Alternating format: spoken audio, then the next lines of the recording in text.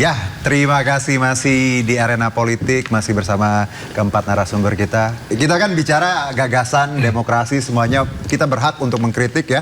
Tapi lagi-lagi kita punya koridornya dan itu yang harus kita jaga bareng. Nah, kalau bicara mengenai solusi, bagaimana merawat demokrasi agar tidak terjebak pada oligarki mutlak, nah kita lanjut ke substansi materi. Pemerintah dan koalisi besar mengklaim bahwa stabilitas politik adalah kunci pertumbuhan ekonomi. Ya, sebaliknya ada yang bilang ya baik itu oposisi ataupun masyarakat sipil menilai stabilitas tanpa kontrol ketat itu adalah jalan menuju otoritarianisme. Ini bagus nih untuk nama anak nih. Otoritarianisme ya. Oke. Nah, pertanyaannya ya, Bang Mardhani. Stabilitas itu penting untuk ekonomi. Ya, tapi di satu sisi juga kalau stabilitasnya ngaco, bahaya juga. Tanggapan Anda? Saya lebih setuju bukan stabilitas politik, tapi stabilitas demokrasi kita. Kita sudah belajar dari Orde Lama, Orde Baru. Orde Lama dengan demokrasi terpimpin, Orde Baru dengan demokrasi pembangunan Pak Harto. Semua mencoba untuk quote and unquote membungkam suara kritis masyarakat. Akhirnya kita jatuh di lubang yang sama berkali-kali. Dan sekarang, sebenarnya bukan cuma Indonesia sih ya, Mbak Fewila nanti jelaskan. Jadi saya lebih menggarisbawahi, memang demokrasi itu jalan panjang, yang rumit, yang berisik, yang rame, yang kadang-kadang lambat, tapi sustainability-nya terbentuk. Walaupun dengan catatan, how low can you go? Demokrasi tanpa kesejahteraan. Kalau Huntington kan mengatakan demokrasi di bawah masyarakat yang pendapatan per kapita di bawah 7.000 US dollar itu anomali. Ya itu tadi kita melaksanakan sebenarnya teorinya Mbak Vela jelaskan coba. Kalau udah 6 kali pemilu kita makin matang ya. Tapi sekarang money politik masih tinggi, dinasti politiknya makin banyak, vote buying banyak, apa yang jadi kepala daerah yang hasil pemilihan langsung yang niatnya baik sekarang rame-rame ditangkepin. Ini sesuatu yang, dan saya menghimbau, ayo ini bukan salah kepala daerah, bukan salah masyarakat, tapi jangan cari siapa yang salah, tapi di mana letak kesalahan harus rame-rame kita perbaiki. Teman-teman di kabinet bayangan mesti membahas itu. Kami di DPR lagi bahas revisi undang-undang pemilu. Akar masalahnya itu kan 4. Karena di high money politik muncullah oligarki politik. Kalau high money ada bohirnya. Ketika oligarkik nanti ada interlocking. Ya bohirnya itu udah kerja, udah saling kunci. Nanti involutif. Ya, involutif contohnya apa? Undang-undang dari bawah tuh bisa puluhan tahun jadinya, undang-undang dari atas 2-3 bulan jadi. Tidak sehat ini. Kalau kita tidak mengoreksi diri sendiri, kita tidak bisa soft landing. Kalau hard landing, masa mau 98 lagi, mau kejadian kita balik 17 tahun jangan. Nah karena itu saya setuju, arena politik kita keren, kabinet bayangan keren. Yang sebelah saya lebih keren lagi gitu karena bapak kepikiran-pikiran Betawi kunonya. Saya orang Betawi tapi baru ketemu Betawi keren kayak gini gitu. Tapi kata kuncinya, ayo semua harus rendah hati. Ngelihat semua tuh jangan ngerasa ini ancaman. Jadi grown up, ayo jadi dewasa. Mungkin lah. Kalau Pak Mardhani bisa menyampaikan kepada yang di atas harus rendah hati. Maksudnya itu apa teman-teman yang di lantai atas maksudnya? Nah, karena gini, saya lagi baca buku Adam Grant ya tentang think again gitu loh, pikir ulang lagi. Terlalu banyak keyakinan kepada yang kita tahu itu membuat kita tidak menyadari kebijaksanaan banyak yang tidak kita ketahui. Kayak tadi saya lagi open mind nih. Ini kan bentuknya kayak parlementer. Enggak kok, demokrasi kita presidensial pun presidensial dengan DPR yang sangat kuat gitu loh. Harusnya karena presidensial 2-3 aja parlemen, 2 lah, kita banyak. Jadi memang biarkan dulu Indonesia membentuk jalannya sendiri, tapi jangan cepat putus asa. Demokrasi tidak membuat kita maju. Kita harus segera sentralisasi. Ini berbahaya. Baik. Saya setuju bahwa poin ketika kita bicara bersatu ya, jangan terpecah belah, nggak ada sara segala itu poin istilahnya hak yang harus kita jaga bersama ya. Jangan sampai kita terbelah walaupun dari beda-beda.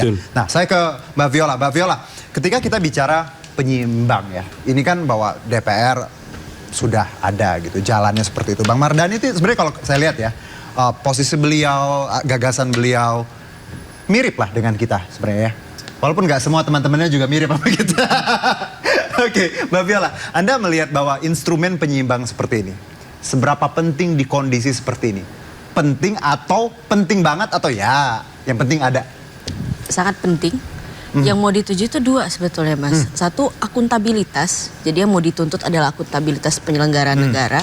Dan yang kedua adalah bagaimana ruang-ruang itu bisa membuka dan mengisi partisipasi publik secara bermakna gitu.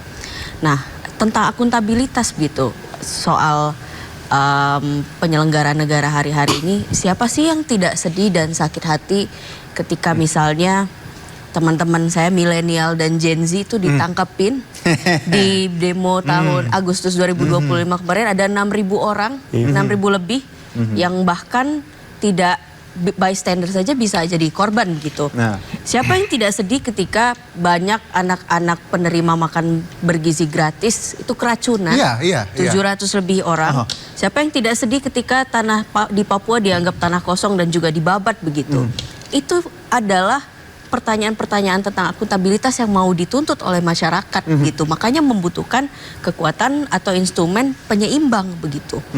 Nah, sayangnya instrumen penyeimbang itu tidak selalu bentuknya adalah yang sudah terpatri di dalam prosedur formal seperti yang ada di dalam institusi DPR atau Mahkamah Konstitusi dan lain sebagainya begitu.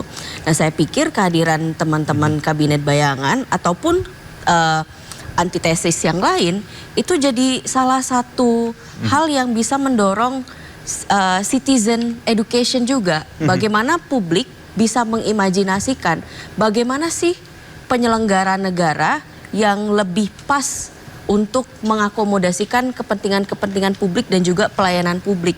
Karena ketika koalisi itu di dalam parlemen terlalu gemuk, lalu penyelenggara negara juga di kementerian terlalu padat begitu. Tapi Mbak Viola, pertanyaannya dengan kondisi kita kayak gini, bisa nggak sih Bang Yance dan teman-teman? Harus diusahakan untuk kita kawal bersama. Harus diusahakan. Diusahakan berat untuk dikawal. Iya, itu adalah menjadi salah satu tantangan yang berat dan itu jadi catatan kami juga di PSHK begitu.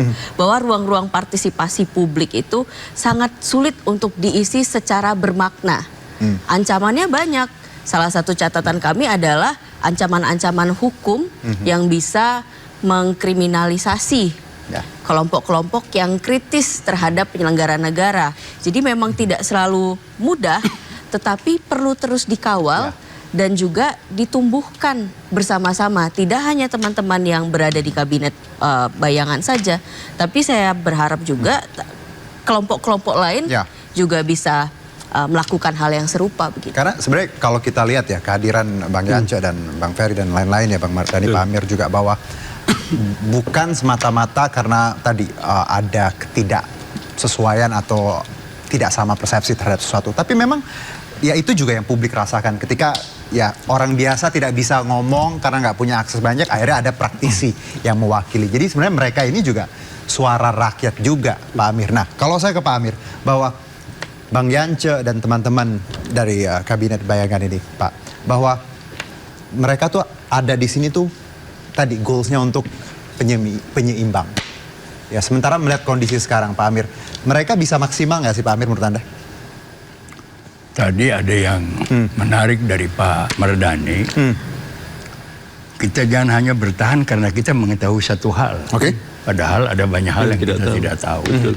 Tapi mari kita berpikir begini. Tadi kan Anda bicara tentang stabilitas kan. Kalau saya lebih cenderung stabilitas kebangsaan dan stabilitas kenegaraan. Ya.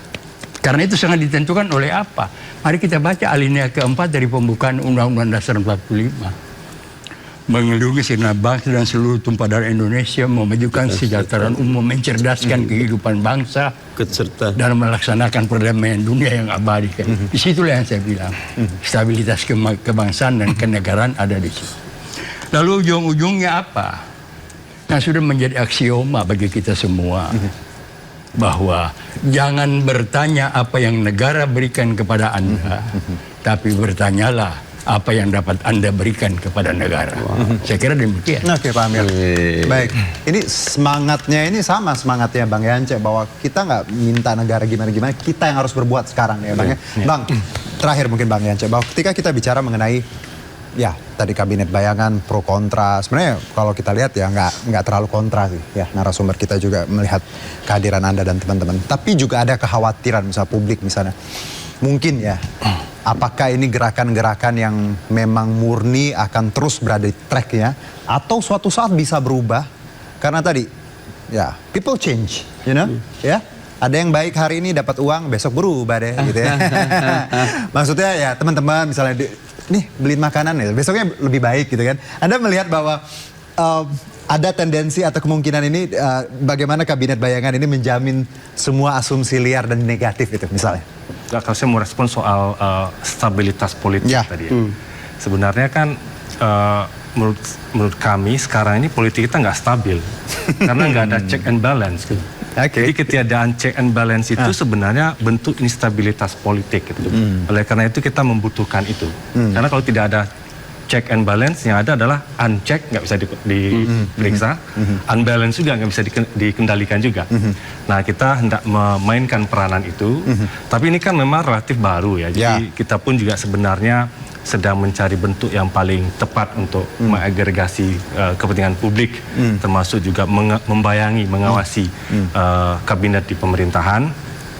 Dan tentu nanti bagaimana publik merespon ini. Tapi sejauh ini respon publik sangat positif terhadap kabinet bayangan, meskipun ada juga buzzer-buzzer yang nyinyir-nyinyir kira-kira begitu ya, tapi kami tidak mempedulikan itu, lebih melihat bagaimana mengagregasi kepentingan publik itu bisa kita coba untuk rumuskan, tawarkan sebagai alternatif kebijakan yang nanti akan disampaikan kepada kementerian langsung ataupun juga nanti ke DPR gitu ya, untuk disampaikan berdialog mengenai isu-isu yang memang menjadi problem di masyarakat. Oke, Bang Mardhani, ada ingin ditambahkan bahwa ketika kita bicara suara-suara publik ya, Dewan Perwakilan Rakyat, means perwakilan rakyat. Saya ya, semuanya kita di sini, kameramen saya, tim saya adalah rakyat. Ketika ada suara-suara yang disampaikan ya, termasuk dari kabinet bayangan, apa jaminan dari DPR bahwa suara ini bisa akan terus tetap didengar dan tidak diabaikan, dan apa jaminan agar yang kami kritik ini tetap rendah hati gitu?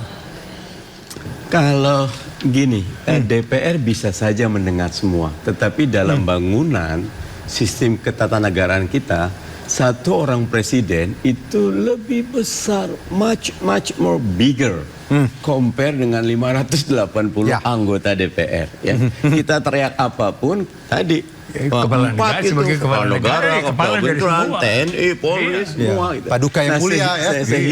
Sehingga kita perlu duduk merenung. Saya pendukung otonomi daerah, terlalu naif kalau seluruh Indonesia sangat luas ini semua tergantung kepada Jakarta, dan sangat naif kalau Jakarta cuma diberikan kepada seorang SBY kah, Jokowi kah, Prabowo kah, ataupun the next presiden siapapun. Kita terlalu naif menggantungkan kepada satu orang. Oke, baik Bang Yance, Pak Amir, Bang Mardhani dan juga Mbak Viola, kita sudah selesai, tapi belum selesai sebenarnya. Karena saya ingin menanyakan sesuatu yang namanya itu quick fire. Waduh, ini jadi agak-agak menyengat ya. Menyala, Bang. Menyala. Jadi kalau tersengat sedikit, mohon maaf ya. Karena memang pertanyaannya nih ya harus dijawab, nggak boleh panjang, harus ya 1-2 kata cepat ya. Oke, pertanyaannya nih, saya punya 3 pertanyaan. Yang pertama, ini pertanyaannya adalah, jika koalisi pemerintah menguasai 81% kursi DPR, apakah mekanisme check and balance di Indonesia hari ini masih sehat, Bang Mardhani? Tidak sehat. Oke, Pak Amir? Tidak sehat. Bang Yance? Tidak sehat pastinya. Sakit kritis. Aduh, sakit kritis ada yang tidak sehat. Bisa pakai BPJS kan? Tapi antri ya katanya ya. Oke, baik. Nah, selanjutnya pertanyaan berikutnya.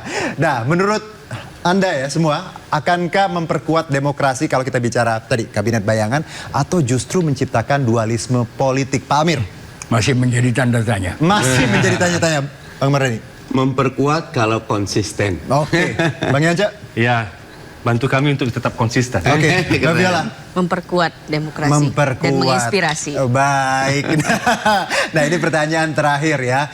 Dalam satu kalimat, ya, kabinet bayangan bagi demokrasi Indonesia adalah pilih salah satu nih ya, penantang, penyeimbang, atau justru tidak diperlukan. Bang Mardhani.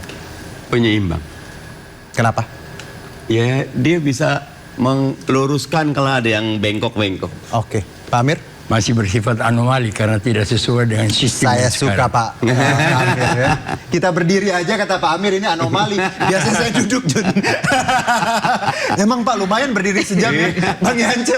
Ya tentu penyeimbang. Ya. Dan selain ya check and balances tadi, Oke. memeriksa, membayangi ya, dan juga menjadi penyeimbang. Kita tentu berharap kalau selama pemerintah kementerian masih berjalan di tempat yang terang, kita masih bisa membayangi. Oke. Tapi kalau sudah berjalan di tempat gelap, kita nggak bisa membayangi. Oke, tapi pendek aja tadi harusnya. Mbak Viola, langsung. Penyeimbang No. pemerintah dan pemantik partisipasi publik. Aduh, keren. Tepuk tangan dong untuk kita semua. Keren. Pak Amir, Bang Mardhani, ya, Bang Yance, juga Mbak Viola, terima kasih banyak ya. Bahwa harapan kita tentunya ya, ketika kita bicara di sini gagasan-gagasan ini, ruang-ruang publik partisipasi yang kita punya ini bisa maksimal. Dan juga ya kita tidak ingin tadi ada gimana-gimana kegaduhan atau apa. Tapi yang kita bawa semangat tadi. Indonesia. Apalagi 17 Agustus sudah di depan mata. iya. Semoga persaudaraan kita makin kuat, Amin. Indonesia makin baik, dan gagasan-gagasan kita tadi bisa diwujudkan. Terima kasih sekali lagi. Saya Herjino Syaputra undur diri. Sampai jumpa di arena politik. Wassalamualaikum warahmatullahi wabarakatuh. Tepuk tangan untuk kita semua. Terima kasih.